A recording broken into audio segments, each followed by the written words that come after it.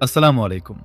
ভাবো তো, যদি আজ রাতটাই হয় তোমার জীবনের শেষ শান্ত রাত, যদি আগামীকাল সূর্য ওঠার আগেই পৃথিবী বদলে যায় চিরতরে। একটা সময় আসবে যখন মানুষ ঘুমিয়ে থাকবে, আর অজান্তেই খুব কাছে চলে আসবে এক ভয়ঙ্কর সত্য। সেই দিন কেউ কল্পনাও করতে পারবে না কি ঘটতে যাচ্ছে। আকাশ নিস্তব্ধ হয়ে যাবে, বাতাস থেমে যাবে, চারপাশে নেমে আসবে অদ্ভুত এক নীরবতা। আর ঠিক তখনই শুরু হবে মানবজাতির ইতিহাসের সবচেয়ে ভয়াবহ অধ্যায়, কিয়ামতের আলামত। বন্ধুরা, আমরা এমন এক সময়ে বাস করছি যে সময় সম্পর্কে 1400 বছর আগে প্রিয় নবী হযরত মুহাম্মদ সাল্লাল্লাহু আলাইহি ওয়াসাল্লাম সতর্ক করে গিয়েছিলেন। তিনি বলেছিলেন, এক সময় মানুষ নামাজ ছেড়ে দিবে, মিথ্যাকে সত্য মনে করবে, আর সত্যকে মিথ্যা বলে অস্বীকার করবে। আজ চারদিকে তাকিয়ে দেখো, মানুষ দুনিয়ার পিছনে এতটাই ছুটছে যে নিজের রবকে ভুলে যাচ্ছে।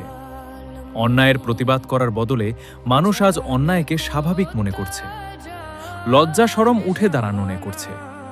লজ্জা শরম উঠে যাচ্ছে, বিশ্বাস ভেঙে যাচ্ছে, সম্পর্কগুলো শুধু স্বার্থের ওপর দাঁড়িয়ে আছে। এগুলো কি কিয়ামতের আলামত নয়? হাদিসে এসেছে, এক সময় এমন আসবে যখন মানুষ সকালে মুমিন থাকবে আর সন্ধ্যায় কাফির হয়ে যাবে। কারণ দুনিয়ার সামান্য লাভের জন্য মানুষ নিজের ঈমানও বিক্রি করে দিবে। ভাবতে পারছো? যে পৃথিবীতে একটা নামাজ পড়তে মানুষের কষ্ট হয়, সেই পৃথিবীতে ঘন্টার পর ঘন্টা ফোন স্ক্রল করতে কোনো কষ্ট হয় না। যে মানুষ রবের সামনে দাঁড়াতে লজ্জা পায়, সেই মানুষ গুনাহ করতে একটুও ভয় পায় না। বন্ধুরা, হয়তো আমরা ভাবছি এখনো অনেক সময় আছে, কিন্তু মৃত্যু কাউকে বলে আসে না। হয়তো আজ রাতেই কেউ শেষবার মতো এই ভিডিওটা দেখছে। হয়তো আজকের সূর্যাস্ত কারো জীবনের শেষ সূর্যাস্ত। কবরের অন্ধকারে যখন মানুষ একা থাকবে, তখন তার পাশে থাকবে না তার টাকা, তার বন্ধুরা, তার অহংকার, থাকবে শুধু তার আমল। সেদিন প্রশ্ন করা হবে, তোমার জীবন কিসে কাটিয়েছ? তোমার যৌবন কোথায় নষ্ট করেছ? তোমার রবের ডাকে কতবার সাড়া দিয়েছ? সেই প্রশ্নের উত্তর কি আমাদের কাছে আছে?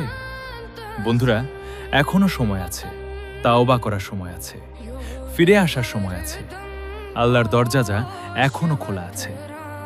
আজ যদি তুমি একটা সত্যিকারের তাওবা করো, তাহলে হয়তো তোমার সব গুনাহ ক্ষমা হয়ে যেতে পারে। মনে রেখো, দুনিয়া ক্ষণস্থায়ী। এই জীবন একটা পরীক্ষা মাত্র। আসল জীবন আখিরাত। তাই আজ থেকেই নিজেকে বদলাও, নামাজে ফিরে আসো, কোরআনের কাছে ফিরে আসো, আল্লাহর কাছে মাফ চাও। কারণ যেদিন সবাই বুঝবে ফিরে আসা দরকার, সেদিন আর ফিরে আসার সুযোগ থাকবে না। আল্লাহ আমাদের সবাইকে সঠিক পথে চলার তৌফিক দান করুন। আমিন।